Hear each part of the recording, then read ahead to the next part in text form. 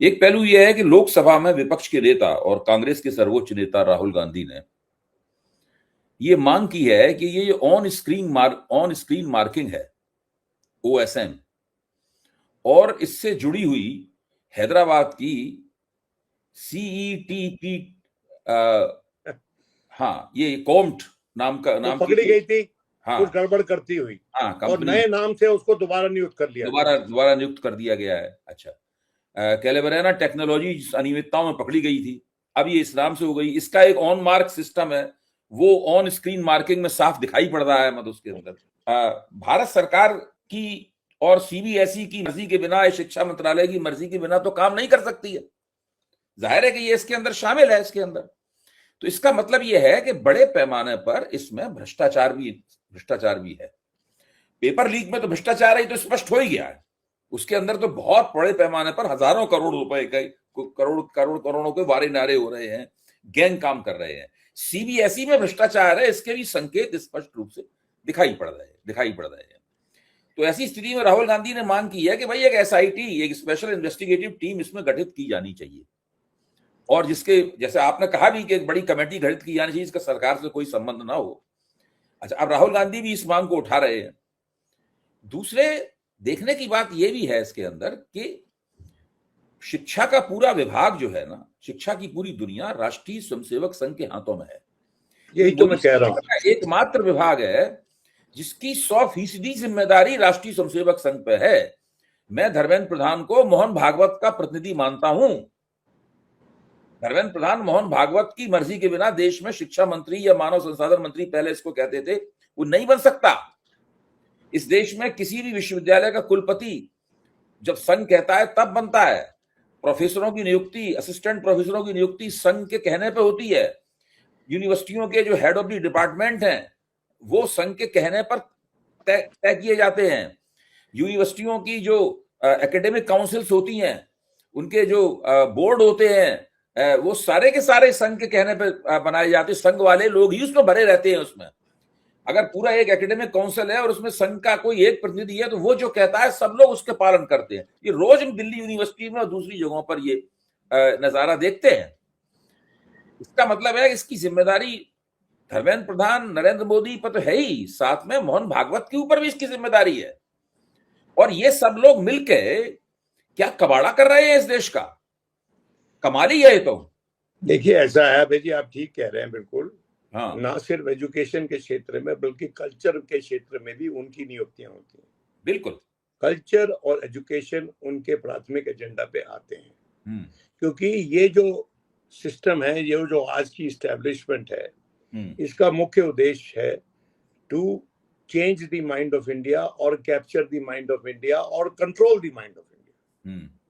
क्योंकि आप you can take your pick depending on your perception, कि हमारे दिमाग को कंट्रोल करना चाहते हैं, देश के जनता के मानस को कंट्रोल करना चाहते हैं, या उसको अपने हिसाब से ढालना चाहते हैं उस मानस को। और कुछ मुद्दों पर, मुख्य मुद्दों पर, ये हमारे देश में एक स्टैंडर्डाइज थॉट एस्टैब्लिश करना चाहते हैं। जैसे कि हिंदू मुसलमान के क्वेश्चन पे सबको एक जैसी बात करनी चाहिए, भारत पाकिस्तान के क्वेश्चन पे सबको एक जैसी बात करनी चाहिए, नेहरू के क्वेश्चन पे सबको एक जैसी बात करनी चाहिए, और सरदार पटेल और नेहरू के सवाल पे एक जैसी बात करनी चाहिए, सरदार पटेल और नेहरू के संबंधों पे भी एक जैसी बात करनी, इनके हिसाब से जो ये लिख के देंगे स्क्रिप्ट, वो पढ़ना चाहिए। आपने सही कहा कि बहुत सी नियुक्तियां दिल्ली यूनिवर्सिटी जैसे विश्वविद्यालयों में भी हुई हैं जो कि संदेहास्पद हैं, क्वेश्चनेबल है। विरोधी बहुत सी नहीं, 100%। वो जमाना चला गया जब बहुत सी होती थी और कुछ अलग होती थी। 100%। तो अब जो है आपके हिसाब से ये जो रॉट है ये फैल चुका है और इसका वर्चस्व आज के दिन संपूर्ण है। लेकिन ये कैसा वर्चस्व है कि इस देश के बच्चों के भविष्य को धूमिल करने वाला वर्चस्व है। ये हमारी आने वाली पीढ़ी को एजुकेट करना चाहते हैं, या हमारी आने वाली पीढ़ी को अपनी विचारधारा से मेस्मराइज करना चाहते हैं। वो फिल्म आई थी ना, बैठ जा बैठ गई, खड़ी हो जा खड़ी हो गई, इस तरह से कंट्रोल करना चाहते हैं। हमारी नई युवा पीढ़ी को। और ये जो इन्होंने बीड़ा उठाया है, इसमें ये सफल नहीं होंगे, क्योंकि आज का जो छात्र है, आज की जो युवा पीढ़ी है, वो कई मानों में ग्लोबल सिटीजन है। अपने देश में बैठकर उसको लगातार पता रहता है कि डोनाल्ड ट्रंप क्या कर रहा है ईरान के मामले में, डोनाल्ड ट्रंप किस तरह से अपने देश के भीतर हजारों अरबों करोड़ का पैसा बना रहा है अपने अपने अपने नाम के दम पर, और अपने परिवार वालों को बिजनेस दिलवा रहा है। ये जो ग्लोबलाइज्ड वर्ल्ड है, इसमें कई तरह के मैसेजिंग आती है, और डिपेंड करता है कि हमारी युवा पीढ़ी क्या उसको एक्सेप्ट करती है, किस तरह से एक्सेप्ट करती है। जब तक आप उसको एजुकेट कर ऐसे फैसले लेने, सही और गलत में डिस्टिंग्विश करने के काबिल नहीं बनाएंगे, तो आप हमारे देश के लिए आने वाली सदियां धूमिल कर रहे हैं, डार्क कर रहे हैं। और मैं समझता हूं कि जल्दी से जल्दी शिक्षा के क्षेत्र में एक बाईपार्टीशन, मैं जुडिशियल कमीशन नहीं बोल रहा हूं, मैं ये कह रहा हूं कि एक बड़ा हाई पावर्ड संसद, एक पार्लियामेंट में प्रस्ताव पास करे और उसके जरिए एक हाई पावर्ड कमेटी बनाए जो शिक्षा के क्षेत्र में अध्ययन कर सरकार को सुझाव दे, और सरकार, केंद्र की सरकार के जरिए स्टेट्स को भी वो अपने दायरे में ले और उनको भी सुझाव दे। जैसा कि आपने बताया कि जिस आदमी को आउटसोर्स किया था सीबीएसई के लिए, वही एजेंसी आउटसोर्स के लिए नियुक्त की गई थी तेलंगाना में, और वहां पर वो रंगे हाथों पकड़ी गई। वही एजेंसी दोबारा दूसरे नाम से लगा दी गई सीबीएसई में। तो मेरा ये कहना है कि ये जो गंभीर संगीन मामला है, इसमें जिस तरह की गंभीरता सरकार को दिखानी चाहिए वो नजर नहीं आ रही है हमको। और इसके पीछे क्या कारण हो सकते हैं? आप कह रहे हैं कि संघ परिवार का वर्चस्व है इस क्षेत्र में। संघ परिवार वाले अपने देश से कहते हैं कि हम प्यार करते हैं, हम मानते चली जी आपकी बात कि आप बहुत मोहब्बत करते हैं, बहुत प्यार करते हैं, आप अपने देश की, you're an great nationalist force. पर नेशनलिज्म का मतलब थोड़ी कि आपका नेशनलिज्म जो है वो अनएजुकेटेड लोगों के द्वारा ग्रहण किया जाएगा। आपका जो राष्ट्रवाद है उस पे प्रश्न उठाने का भी हमारे युवा पीढ़ी को अधिकार है, और आपको उनको उस लेवल पे पहुंचाना पड़ेगा कि उनकी मेंटल फैकल्टीज के इस्तेमाल करके आपके प्रश्नों, आपके कदमों पे सवाल उठाएं, आपके फैसलों पे सवाल उठाएं। क्या आप चाहते हैं कि ऐसा समाज पैदा हो, युवा समाज पैदा हो, जो आपसे डिक्टेशन ले और जो आप समझाए वही रिपीट करता जाए, जैसा कि आपके पार्टी प्रवक्ता ऊपर से नीचे तक एक ही बात कहते हैं सारे, अगर एक बार उनको लाइन मिल जाती है? देखिए, आप अपनी युवा पीढ़ी को उस तरह से नहीं एजुकेट कर सकते जिस तरह से आप अपने कार्डर को नेविगेट करते हैं।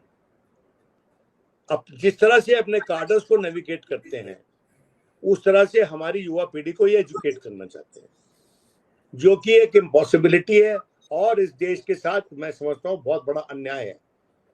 तो अगर ये राष्ट्रवादी फोर्स है तो इसको अब 24 घंटे एक काम पे लग जाना चाहिए कि हमको जो युवा समाज हमारा देश में है वो पढ़ा लिखा हो, विद्वान हो, और ये लोग विद्वता से डरते हैं।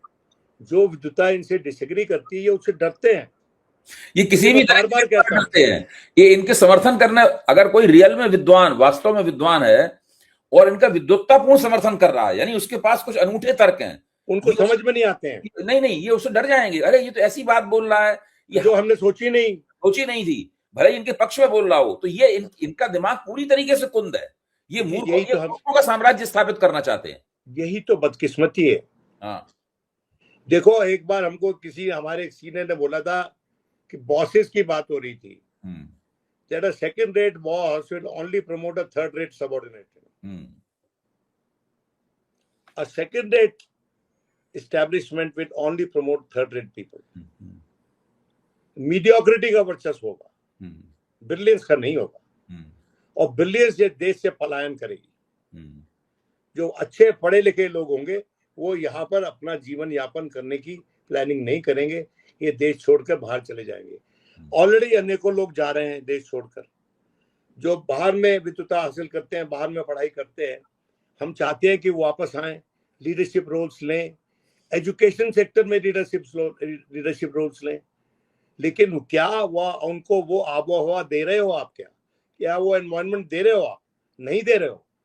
आपकी जो आज के दिन हमारे देश में आबो हवा है, उसमें कोई भी नया पौधा जो कि विभिन्न अलग है और पौधों से क्यारी में, वो पनप नहीं सकता। इनको एक ही रंग के फूल चाहिए, एक ही तरह का खाना चाहिए, एक ही तरह का पहनावा चाहिए। ये थॉट को स्टैंडर्डाइज करना चाहते हैं हमारे देश में। और जो संस्था थॉट को स्टैंडर्डाइज करना चाहती है वो यूनिडायमेंशनल समाज बनाना चाह रही है। ये एक तरफा चलने वाला और सिर्फ एक ही दिशा में चलने वाला जो जानवर होता है ना, जैसे जंगली सुअर होता है, वो जल्दी से पलट नहीं सकता है। If you have to save yourself from a wild boar, आपको जस्ट 2 कदम साइड पे लेने, वो सीधा निकल जाएगा। वो मुड़ के आपकी तरफ अटैक नहीं कर सकता। ऐसा तो समाज नहीं चाहिए ना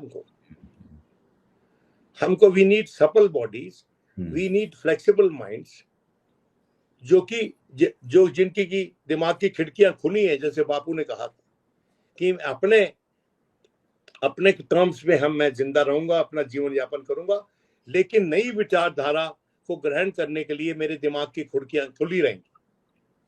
तो ये तो पुराने जो विजडम है, इन्होंने उसका तो सेक्रीफाइस कर ही दिया है, उसकी तो परवाह ये करते नहीं है। और अपने हिसाब से ये इस देश में शिक्षा प्रणाली चलाना चाहते हैं, अपने ही हिसाब का नया समाज बनाना चाहते हैं और विचारधारा को एक तरीके की बनाना चाहते हैं मुख्य मुद्दों पर, जो कि बड़ा डेंजरस है किसी भी कंट्री के लिए, कम से कम ऐसी देश के लिए जो कि 140 करोड़ लोगों का देश है, 140 बिलियन पीपल का देश है। आखिर इस सवाल पे थोड़ा प्रकाश डालिए कि बड़े पैमाने पर जो उच्च शिक्षा प्राप्त लोग बच्चे हैं, जो कि डॉक्टर और इंजीनियर बनने के लिए प्रतियोगी परीक्षाएं दे रहे हैं, उसके बाद सीबीएसई के बड़े पैमाने पर जो बच्चे हैं, ये सब लोग बहुत परेशान हैं। तो कहीं ना कहीं इन सब में असंतोष हो रहा होगा, इनके परिवारों में असंतोष हो रहा होगा। सरकार को नहीं लगता कि ये इससे उनकी जो पॉलिटिकल कैपिटल है, सरकार की राजनीतिक लोकप्रियता है सरकार की, इसका क्षय हो रहा होगा?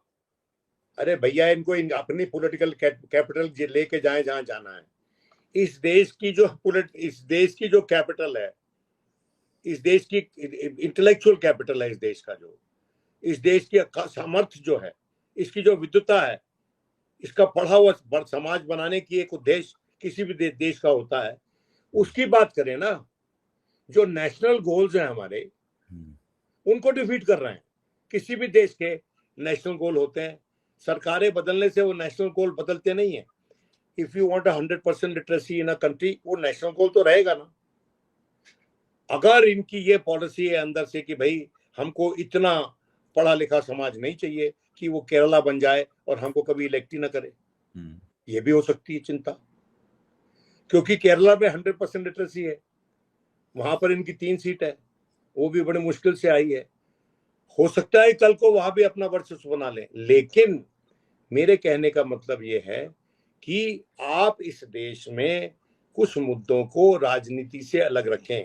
ये शिक्षा एक ऐसा मुद्दा है जिसको आप नहीं रखेंगे राजनीति से अलग, मैं जानता हूं इसको, लेकिन अपने राजनीतिक एजेंडा के तहत ये कम से कम आप स्कोप रखें कि जो बेसिक फंडामेंटल जो हैं लोगों की एजुकेशन के मामले में, वो स्ट्रांग होने चाहिए।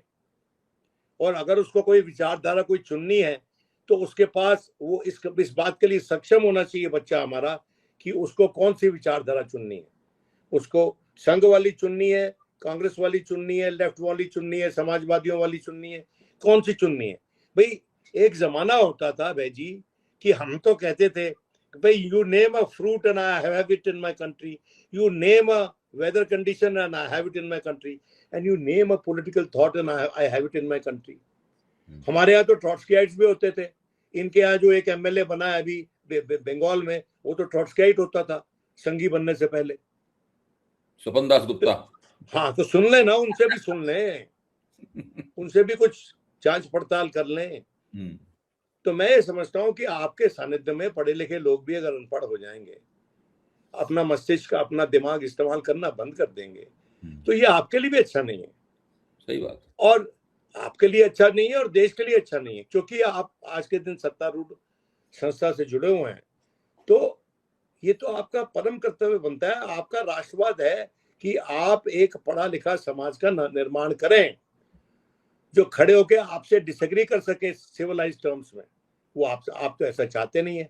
आपको you want a new generation which is no better than stenographers who just take dictations the way you want it. ऐसा तो नहीं होना चाहिए ना।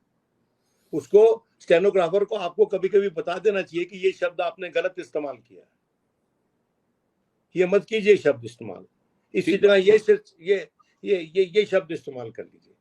लेकिन मेरा ये मानना है कि शिक्षा के क्षेत्र में इनका एजेंडा अलग ही है कुछ, जिसपे की विस्तृत चर्चा की जरूरत है।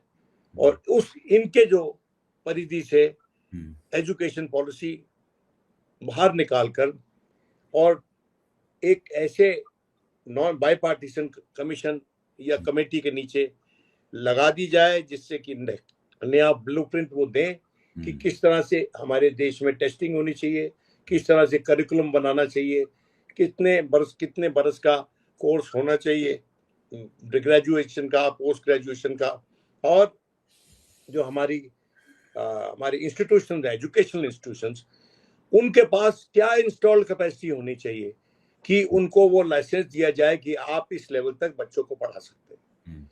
हर क्षेत्र में रॉट है, ऐसे ऐसे कॉलेजेस बने हुए हैं जिनको कोई मतलब ही नहीं, जिनका अस्तित्व होने का हमारे देश में, उनको कायम रहने का कोई अधिकार ही नहीं है हमारे देश में। लेकिन वो है क्योंकि वहां हर जगह संपदा अर्जित हो रही है, विद्वता नहीं हो रही। संपदा और विद्वता में आपको चढ़ेगी, विद्वता से बड़ी संपदा कोई नहीं है, और वो संपदा आपको हमारे बच्चों को देनी है। और जो सरकार वो संपदा नहीं दे रही है, वो सरकार राष्ट्रवादी सरकार अपने आप को नहीं कह सकती। धन्यवाद, बहुत बहुत धन्यवाद विरोध जी। बिल्कुल आपने जो वक्तव्य दिया, मैं उस वक्तव्य से पूरी तरह सहमत हूं। मैं मानता हूं कि मोदी, धर्मेंद्र प्रधान और मोहन भागवत इस वक्त तीनों ही कटघरे में खड़े हुए हैं और आपके सवालों का जवाब उनको देना ही चाहिए। शुक्रिया।